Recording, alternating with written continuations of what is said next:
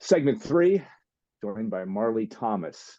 If you're a Lafayette area person or anywhere in the viewership of WLFI, you know who she is. But if you go into Mackey Arena, which there's going to be on Sunday, Marlee, about 16,000 people in there, of which you're going to be entertaining them. You know, Marlee Thomas obviously is a game host for Purdue men's basketball. And I know you're a working person on game nights. Well, we got to ask you about Wednesday or Tuesday night's game against Illinois, and that sets up. They are now the Big Ten outright champions. You're going to have a festive atmosphere on Sunday. Yeah, I always think every game, I'm like, oh, it can't get better than this. It can't get better than this. But honestly, somehow it does. Every single game, it continues to get louder in there. The fans are Yeah. just even more excited than before. So every single game, honestly, it never ceases to amaze me just how awesome it is in Mackey Arena. Well, it's going to be that way Sunday because it's going to be emotional. That's Yeah. part of it. Now, that maybe not during your part of the show, so to speak, but saying goodbye to Zach Edey and Mason Gillis and Ethan Morton and Lance Jones. It's hard to minimize that. Just that when you have an event like that, and yes, it's going to be festive during the course of the game, assuming Purdue takes care of business, which I think it will. But just talk about that emotion of saying goodbye to those guys. It's a challenge for Purdue fans. Yeah, and I think that the team in general does a really good job of just trying to interact with fans and just Yeah, keeping that good fan base too. I mean, Purdue has a great fan base, and I feel like yeah, these fans, from what I've noticed, I've hosted for 3 years, and yeah, what I've noticed through this time is the fans are so connected with the players. They may not know them yeah, personally, but yeah, they love the sport, love the team, love the school so much that they feel like they know them personally. And I think it's going to be, yeah. like you mentioned, very emotional because these fans have come to watch these players every single game all season for multiple seasons. And they feel like they have a connection with them. And Yeah. I think that's also reciprocated too with the players, with the fans too. I mean, they feel connected to them as well. So you're absolutely right. It will be pretty emotional, saying goodbye to those players because they've just done a fantastic job and just great young men too. Yeah, no question. And they are showing it on the basketball court as well. All right, one thing will be interesting. It's spring break at Purdue, Oh, and that will not lower the attendance because it's going to be shoulder to shoulder, and ticket prices already, as we talk on Friday here, that it's going to be astronomical for for at least lower arena tickets if you buy them on the secondary market.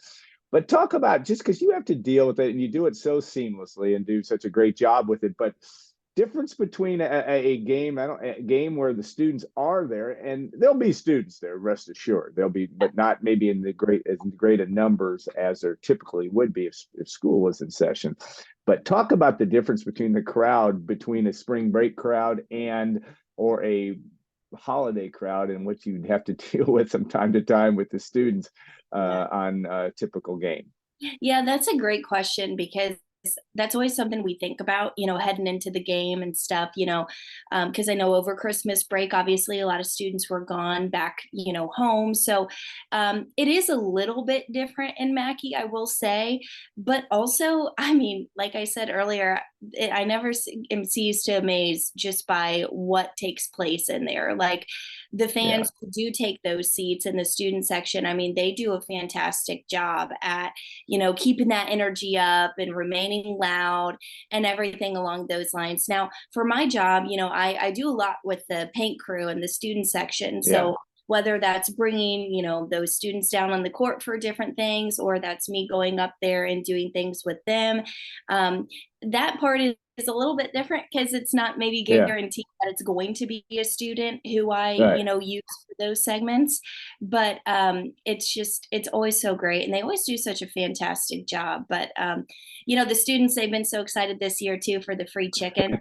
So Yeah, and that's so funny because on I forget which specific game it was, but it was over Christmas break, and even the fans who were sitting in the student section seats while the students weren't there, they were just excited to get that free chicken that, as the students were. So that was actually so funny. They were still so loud and wanted to make sure that they missed those free throws.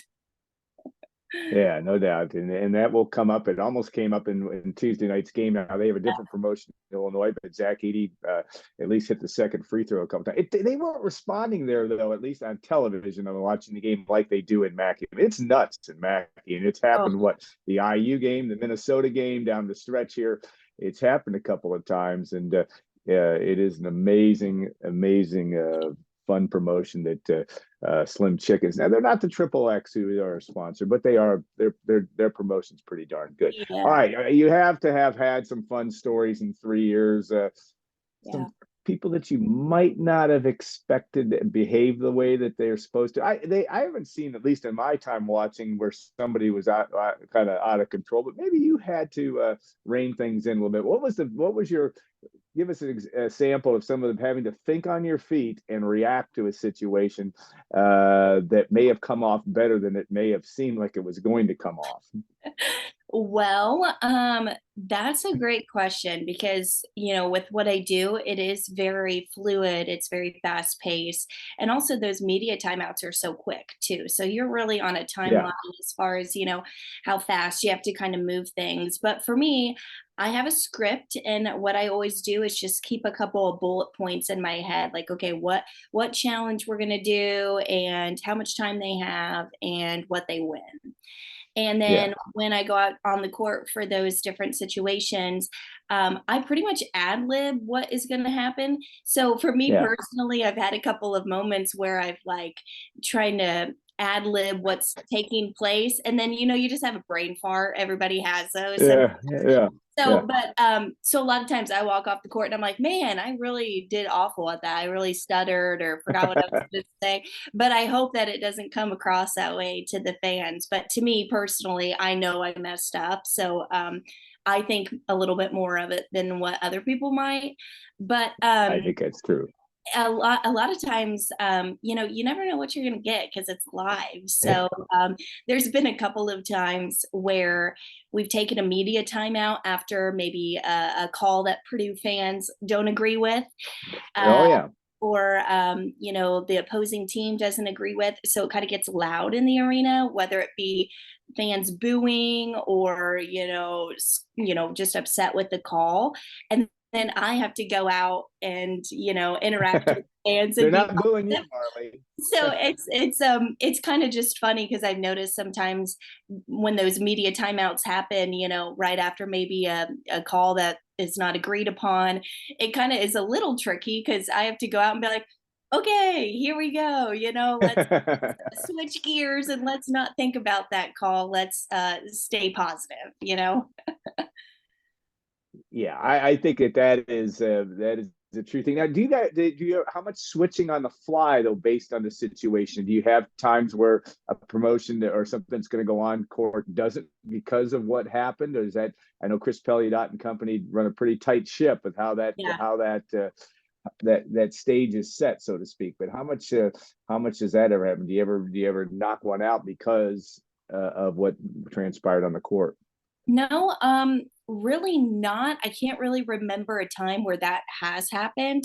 Yeah, It's just kind of been some situations where there's a lot of communication going on. yeah, During the games, I stand down in the tunnel by everybody that I work with down there, and they know exactly what they're doing, and I'm so yeah. thankful to work alongside them because they are. If I have any questions, they are my go-to people, and they always have the answers. So I don't really remember a time where I didn't have to go out at a certain specific time because of something that happened. I mean, it's pretty much go, go, go. And Yeah. yeah, it's a lot of fun. And is there a time where you do more in the first half, or is it pretty equal in terms of your court appearances or your uh, fan appearances when you're in the crowd? Is it Yeah. set pretty much the same, or do you tend to go more in the first half?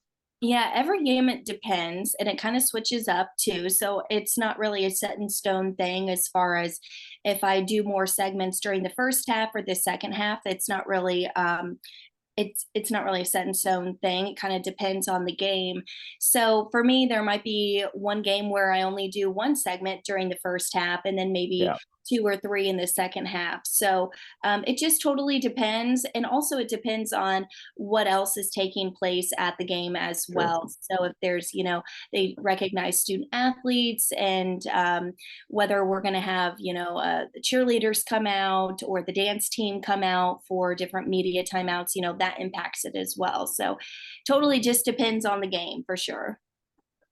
All right. Well, you're used to being in front of the camera as your day job and night job, and more used to be morning job, which we miss you on that. But the whole situation, and that's because Marlee and I used to do a segment on Channel 18 every Friday morning that we still do. But like I said, we miss Marlee on that for Oh, me. But that whole situation where you now have worked your way to doing quick post game interviews as well. mhm. Talk about the how you get ready for that, and that's I think a nice add on to have that quick hit right after the game is over to be able to talk to a player about what happened.